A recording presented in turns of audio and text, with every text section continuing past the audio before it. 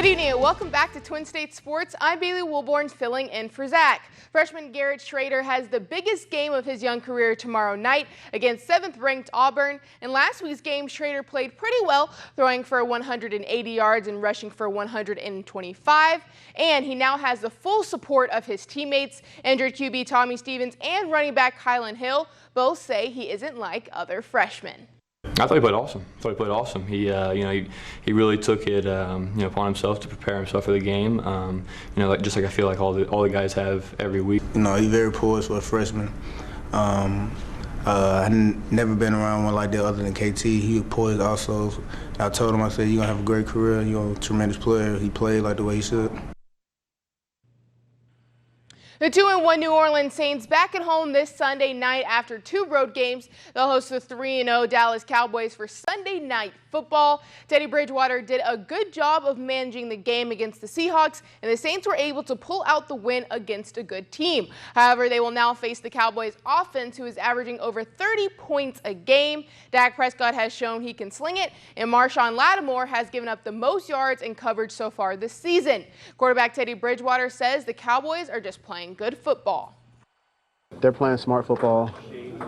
They're great on third downs right now, and they're getting off the field. And when you can do that, you're going to give your offense more opportunities to score points like they've been doing this year. So they're playing good football, and they're hot. And we understand that it's going to be a battle. Last year was a physical game, and we expect the same this year. WNBA legend and Hall of Famer Teresa Weatherspoon has been hired by the New Orleans Pelicans. According to ESPN, Weatherspoon will be a part of the team's player development department.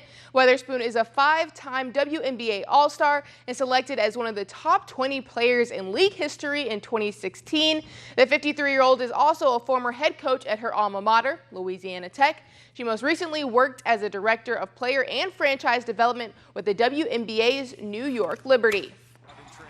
It's not a secret that around the league that some of the heights just don't add up. For example, Kevin Durant is listed as 6'9", but looks taller than DeMarcus Cousins and DeAndre Jordan, who are listed at 6'11".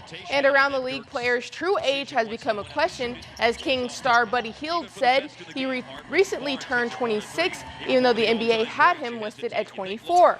Well, no more of that. NBA teams were notified this week that they must certify and submit the precise height and age for every player within the first week of training camp.